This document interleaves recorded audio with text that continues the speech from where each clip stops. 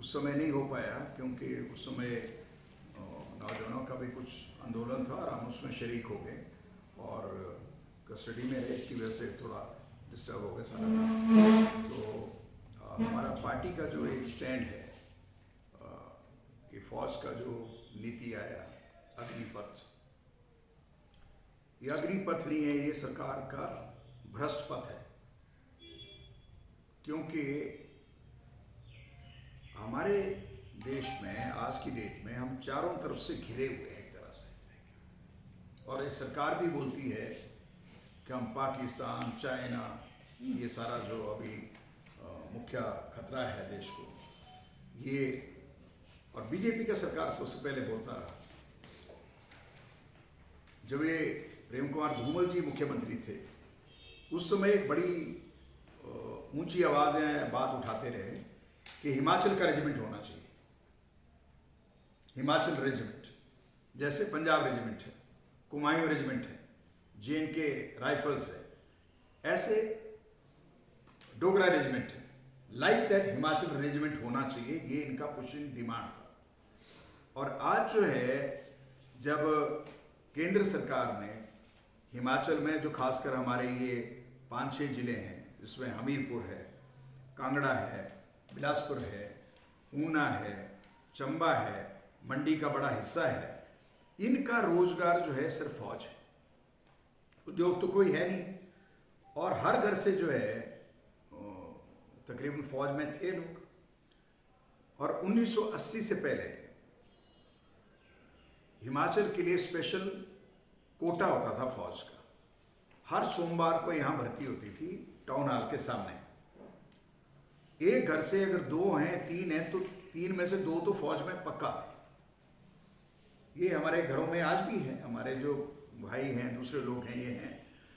और 80 में, 1980 में जनता पार्टी की सरकार के दौरान में फौज का कोटा कम किया गया, बदली, नीति बदली, उसमें पॉपुलेशन के आधार पर किया गया, जनसंख्या के आधार पर। और आज जो है, अब तो जनसंख्या भी नहीं रखा, अब तो आपने 17.5 और 21 कर दिया, रात को 23 अनाउंस किया कि अब 23 कर देंगे, वे 2 साल की और रिलैक्सेशन दे देते हैं। और ये तब किया जब पूरे देश में लोगों ने ट्रेनें चला दी, बच्चों ने, और रोजगार का कोई साधन है नहीं देश में। बिहार जहां सबसे ज्यादा बेरोजगारी है, उसके बाद हिमाचल है। और इसलिए जो है, आज हम ये कहना चाहते हैं, सरकार से नीति को बदले, पुनर्विचार करे। और ये जो है सारा खिलवाड़ है हमारे नौजवानों के साथ।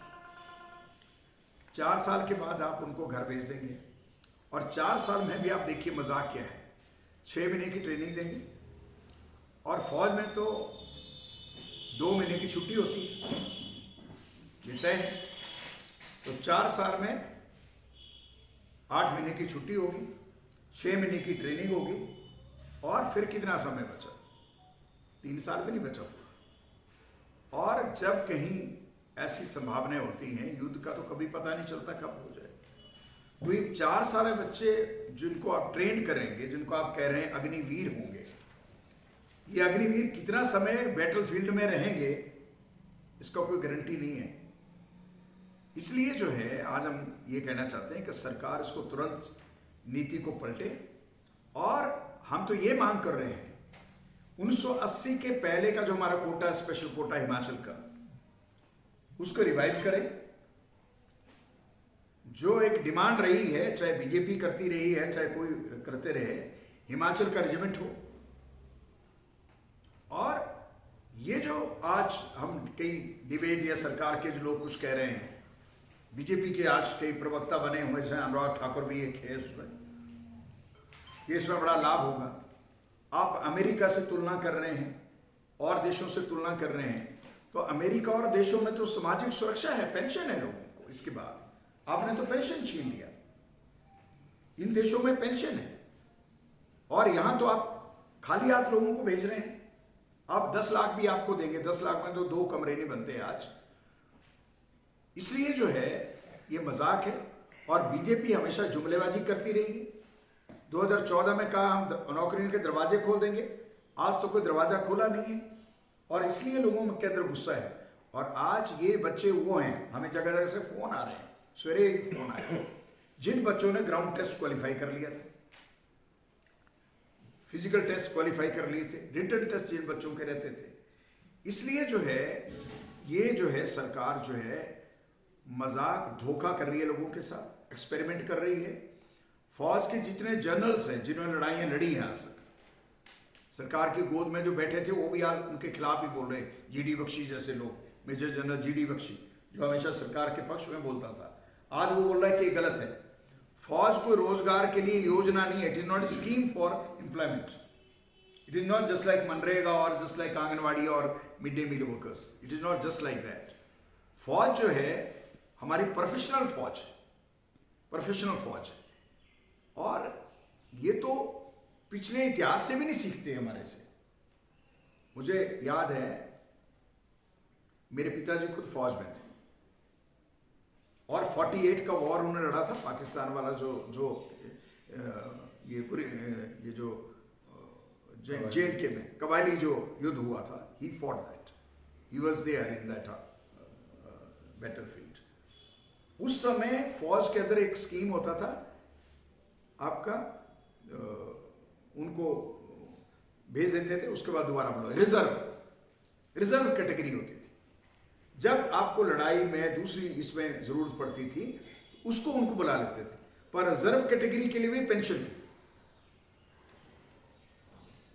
मतलब 1954 में 55 में वो पेंशन थी 10 रुपये, दैट टाइम 10 रुपये। आज जो है, जैसे मेरी मदर है उनको पेंशन है आज 14,000 रुपये पेंशन है। जो हमारे यहाँ इस पूरे जिले के अंदर जो विडोज है, वार विडोज है या जो रिटायरीज के विडोज है, आज वो उनके सोशल सिक्योरिटी है। और ये जो सरकार अभी आई है, ये जो कह रहे हैं कि हम इनको पैरामिलिट्री फोर्सेस में करेंगे, अब कल के ट्रिब्यून में है, अमित शाह ने बोला पैरामिलिट्री फोर्सेस के लिए भी यही होगा। और पुलिस में तो इन्होंने अभी ठेका कर दिया शुरू, 3 साल के लिए कॉन्ट्रैक्ट है, उसको रेगुलर करेंगे, तो पुलिस में भी यही करेंगे। तो हमारा कहना ये है कि ये देश की सुरक्षा के साथ भी खिलवाड़ है। अगर कहीं लड़ाई हो जाए, संघर्ष हो जाए, कहीं युद्ध हो जाए, ये बच्चे जो 4-7 साल वाले हैं, ये कितना आर्मी में टिकेंगे। और ये जो नेता जो ऊपर भाषण कर रहे हैं, इनके परिवार से कोई आज तक फौज में गया नहीं है, इनके परिवार से कोई आज तक फौज में है, इनको मालूम नहीं फौज क्या है। इसलिए जो है, और आज जो मेजर जनरल जो कुछ भी इनके कुछ और प्रवक्ता बने हुए हैं, आज उनकी पेंशन अगर बंद हो जाए ना, ये जो जनरल्स भी हैं जो उनके पक्ष में बात कर रहे हैं, तो पता चल जाएगा कि भाई फौज के बाद पेंशन ना मिले नौकरी के बाद तो क्या होगा। इसलिए हमारा पार्टी का कहना है कि आप इस जो अग्निपथ का स्कीम है, ये अग्निपथ नहीं है, पथ भ्रष्ट है सरकार हो गई है, और इसलिए जो इसको रोल बैक करना चाहिए। और 15 साल का जो क्राइटेरिया पहले का है, उस क्राइटेरिया को ही हमें एडेयर करना चाहिए। उसमें ऑप्शन है लोगों के पास, 15 साल के बाद नहीं नौकरी करना चाहते हैं, वो पेंशन आ सकते हैं, वो पेंशन आ सकते हैं। इसलिए जो है हम ये कह रहे हैं कि ये देश के युवाओं के साथ, देश की सुरक्षा के साथ बहुत बड़ा मजाक है, धोखा है। और इस हिसाब से ये जो सरकार अभी है, इस सरकार ने आज तो कोई जंग देखी नहीं है, ना लड़ी है, ना इसके दिमाग में है कि जंग होती क्या है। इसलिए जो है आज हम समझते हैं कि ये जो खाका बनकर आया है, हम ये समझते हैं कि ये बीके सिंह का जो बयान है, जो जनरल हमारे रहे, आज मंत्री भी हैं, वो कह रहे हैं आई वाज नॉट कंसल्टेड। आप बताइए, सरकार का दिवालियापन है। आपका जो आर्मी जनरल रहा, जो आपका मंत्री है, असल में तो उसकी अध्यक्षता में कमेटी बननी चाहिए थी। अगर कोई भी प्रपोजल होती, he should head that committee. He says कि I am not consulted, I don't know क्या है इसकी है। और कल परसों जितने भी पंजाब केसरी, अमर उजाला, दूसरे सारे अखबारों में जो आया, आपके सारे अखबारों में जितने भी रिटायर्ड हमारे जिले के जो लेफ्टिनेंट जनरल है, कोई ब्रिगेडियर है, कोई दूसरे लोग हैं, उस सारे लोगों का बयान है कि this is a we are doing blunder. तो इसलिए जो है हमारा मानना यह है कि सरकार जो है देश की सुरक्षा के साथ खिलवाड़ कर रही है, देश के नौजवानों के साथ खिलवाड़ कर रही है, और ये देश जिस तरह से कर रही है, हमें ऐसा अंदेशा है कि it is on the advice of RSS headquarter. It is not a simple thing. आप जो आर्मी के जनरल्स हैं उनको नहीं कंसल्ट कर रहे, रिटायर्ड फोर्सेस के जनरल्स को नहीं कंसल्ट कर रहे, आप जो इक्का दुक्का जो कुछ दो लोग इकट्ठे किए हैं, even they are not speaking anything positive. तो इसलिए जो है ये बहुत बड़ा रिस्क जो है सरकार ले रही है, और ये देश की सुरक्षा के लिए हमें तो ये लगता है कि इनके हाथों में देश भी सुरक्षित नहीं है, देश भी सुरक्षित नहीं है। और वैसे भी हम देख सकते हैं, आप देखेंगे कि इस सरकार ने जितनी बार भी कहा, नोटबंदी किया, क्या बोला, हम आतंकवादियों की कमर तोड़ देंगे, ये बोला। उसके बाद आतंक की गतिविधियां बढ़ी हमारे देश में, जेएनके में भी बढ़ी, पहले से आतंकवाद की कमर नहीं टूटी।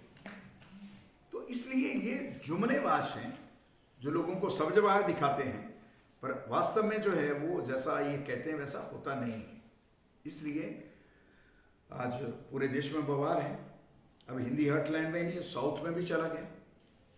हमारे तो कल जैसे सारे टीवी चैनल्स में आ रहा था, बिहार में सबसे ज़्यादा बेरोजगारी है और सबसे ज़्यादा ट्रेनें बिहार में फूकी, उत्तर प्रदेश में उसके बाद है और दूसरी जगह और है। ट्रेनें फूकने का कोई समाधान नहीं है, बट लोगों का गुस्सा है। और अभी आप देखेंगे हरियाणा में एक नौजवान ने जिसके सारे टेस्ट पास कर लिए थे, उसने आत्महत्या कर ली। In nutshell, sir, repeat होने लगी है. Do you think that this is a process to implement RSS agenda into the army? बिल्कुल, बिल्कुल ही आरएसएस का एजेंडा को लागू करने का है, आरएसएस के लोगों को इंडक्ट करने का है।